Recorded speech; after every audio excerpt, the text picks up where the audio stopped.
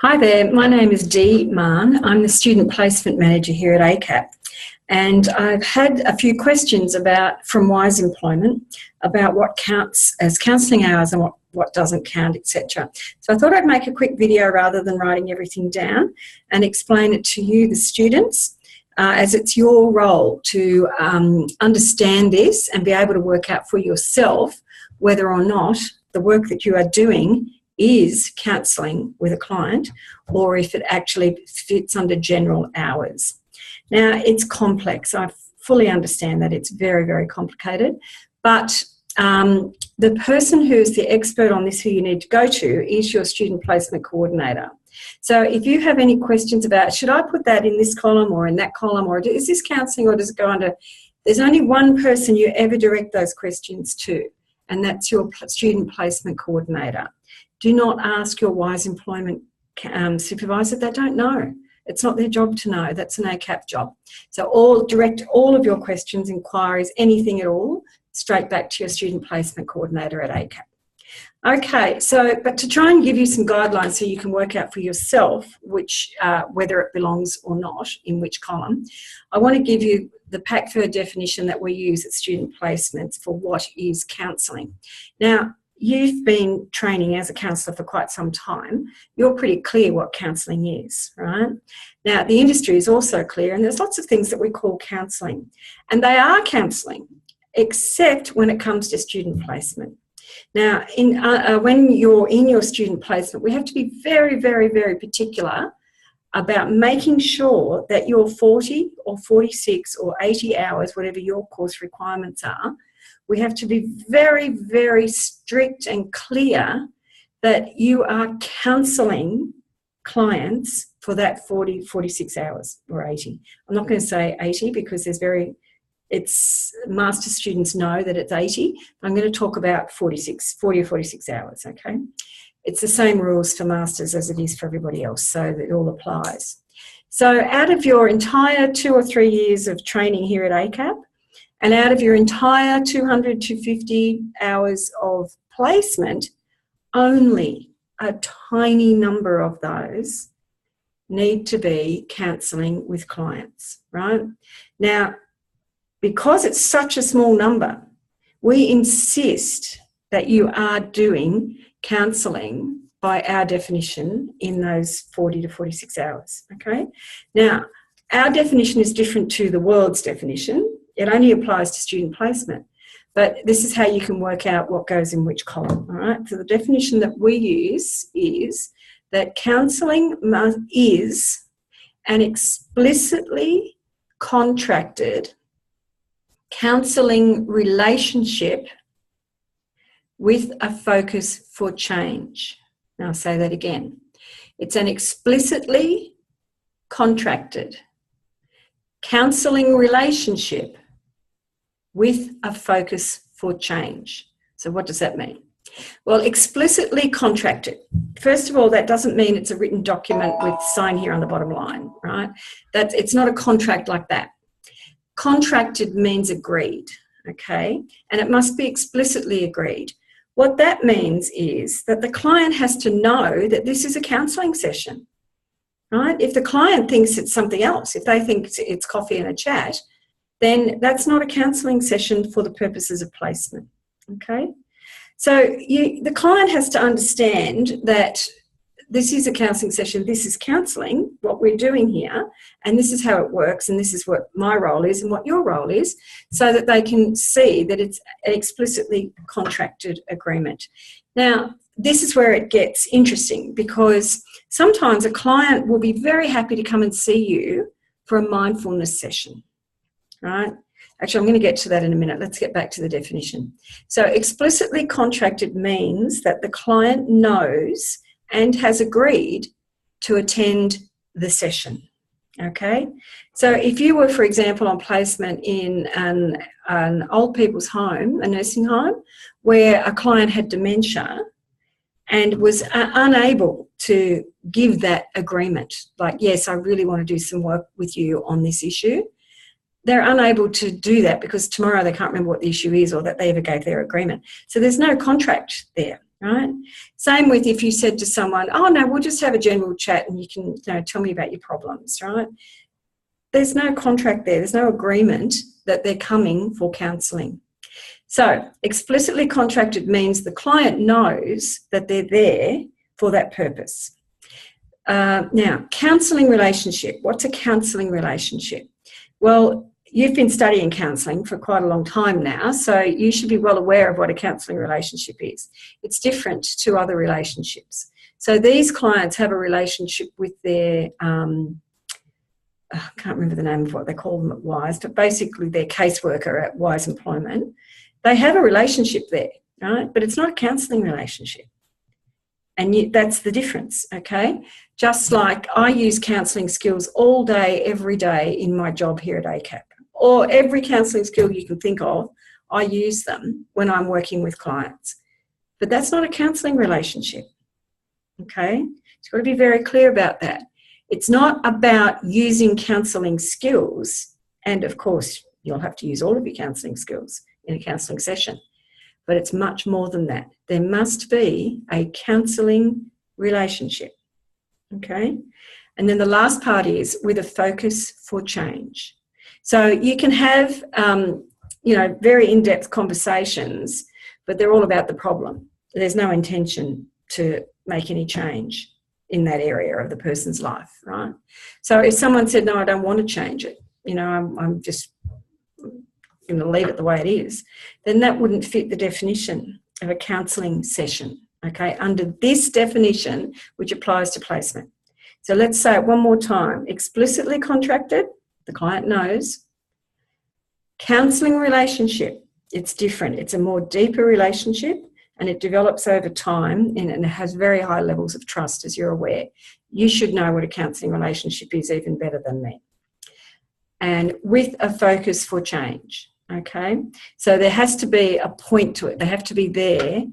They might not have come for that particular issue. They might have come for something else in particular, but now they trust you enough to actually tell you what it is that the problem is, and then you can work with them with a focus for change. So enough about that. Now, so these are the guidelines about what counts for counselling, and we try our best to be quite black and white about this because that's what usually works best, right? But there are always, always, always exceptions. So if you have an exception, don't just kick it out and say, no, it doesn't fit the rules. Call your placement coordinator and say, look, I know I'm only allowed to do 10 hours of this, whatever that may be, that or the other, but I've got 12 hours and I think they should all count and here's why. The placement coordinator is going to say, okay, that's fine, right? But don't go and just do 12 hours thinking, oh, what the heck, they'll approve it. Check beforehand, right? So now let's get into some of the problem areas of what counts, what doesn't count that I've been told about. So one area is that if you attend a group session, and the group sessions are the Goldclass sessions, would that count as counselling? Okay, well, from the description that I've heard about what it is, it's great. It's a great session and you should definitely attend because in those sessions, that's where you're going to observe the clients, okay?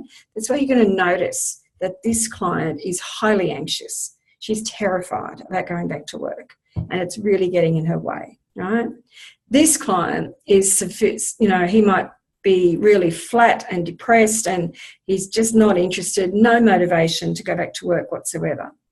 There's another client who's saying, I can't go back to work because I've got this big problem, right, that I have to deal with before I can go to work.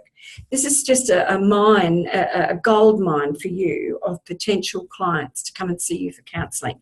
But they don't know, they either don't know that there's counselling available or they don't know what counselling is, but they're unlike, they may not want to trust counselling from Wise, right? So there's a whole lot of work there for you, the student, to do.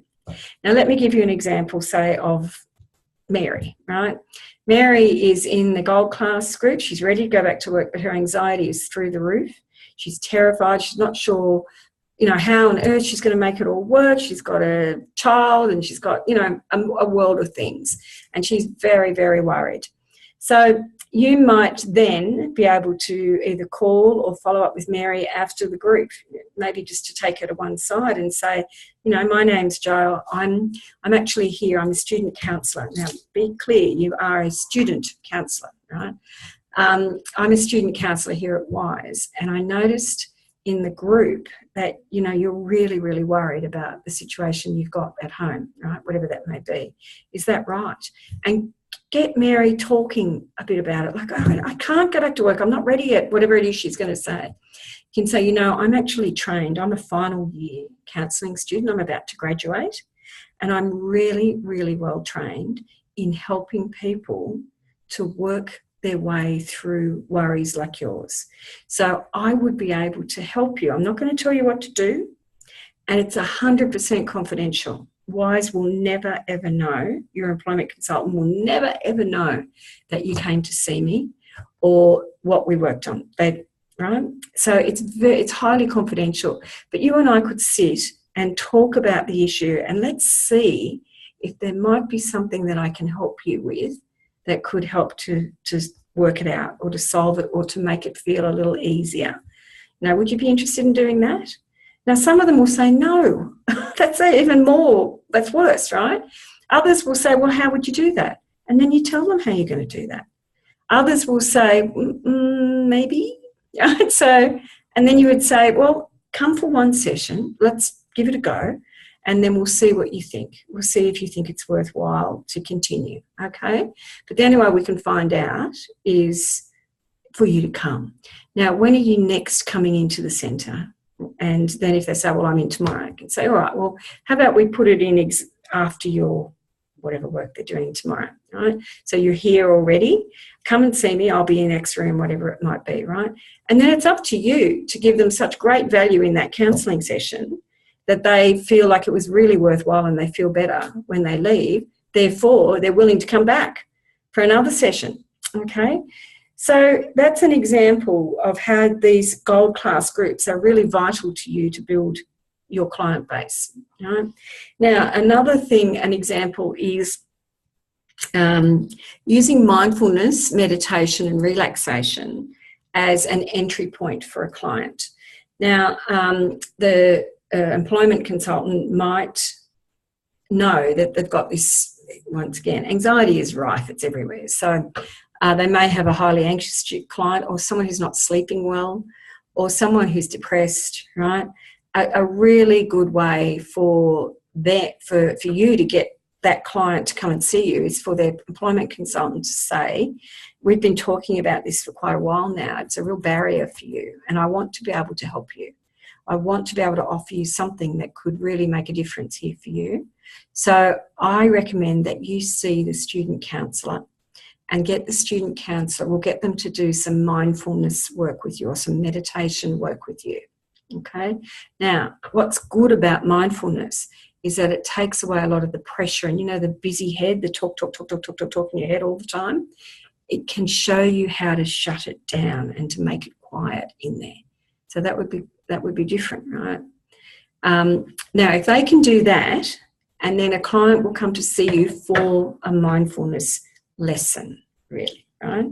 Then the first time they come to see you, you do mindfulness techniques with them and give them really good value. If you don't know any mindfulness techniques, you need to learn them. It's part of being a counsellor. You should have that kind of knowledge to be able to offer someone. And you should be practicing this yourself. It's really, really important technique to use with clients and on yourself. So if you're not up to speed with that, get up to speed really quickly, okay? So do a 40-minute session with the client where they get really good value and they love it and they feel so relaxed when they leave, whatever the case may be, right? And then say to them, I'd like to do some more work with you. We can get even more value out of this, okay? Now, if they will agree to coming back for a second session or see how the session goes, it might be worth saying to them, if they've just blurted out, 20 problems in the mindfulness session that they're dealing with, then you would then say, I can help you with all of these problems. Right? I just need you to come back and see me once a week for 40, 45, 50 minutes, and I promise you that I can help you with these problems. Right? Counselling is great for that. Counselling is really helpful for when you're stuck with problems like you've got. So use those opportunities to say to them, I can help you. Now, second session, Mary might come back for another mindfulness session. Depending on how the first session went, you might do half an hour of mindfulness this time and then wrap it up a bit early and say, so Mary, how are things? How's life? How are the kids? Right? And get the talking going so that Mary starts saying, well, actually not very good. This is happening, that's happening, whatever the case may be. And then you start to explore that with Mary, and then your time runs out, right? So then you would say, I'd love to do some more work on this. I think I could really help you here. I could help you to change part of what's going on here. So I'd love to do that. Would you like to come back in again next week? What's a good time? Right? Now, the third session, you may or may not do 10 minutes of mindfulness and then the rest as a counselling session on dealing with the issue, okay? By then, Mary should be happy to keep coming to see you for 5 or 6 sessions, right, because she's had such great value out of the sessions with you. So that's an example. Now, there's plenty more examples of how you can literally engage with the client because you care about them and you're interested in what they're dealing with. And then as the client starts to tell you and work on it, whatever, it might be out in the common room. It could be in the job search room where the computers are. You might just engage with clients there, right? Don't walk in and say, tell me what your problems are, because that's not going to work, right? Only when they like you and they feel like you genuinely care and take an interest in them will they unwind enough to be able to trust you to tell you something they're dealing with. And from there, you say to them, this is something I can really help you with. It's actually why I'm here. This is my job, to help you with, to solve those, or to sort out, and to help you to move forward in some of those areas. We can change it. So there's just a couple of ideas. I'm going to make another video now on some other things that I've heard could be helpful for students who are on placement in WISE. But remember, your placement coordinator can help you with any of this. And you can't call me, unfortunately, because there's too many of you and I wouldn't be able to take your calls. Your placement coordinator is the one who can help you. But if you absolutely need to speak to me about something that you're concerned about, and then ask your coordinator to put you in touch with me, right? If they can't sort it out, that's fine. All right, good luck. And remember what I said, this is an ACAP assessment issue. It's not a WISE employment supervisor issue. So don't take problems with hours, which hour goes where. Don't take that to them.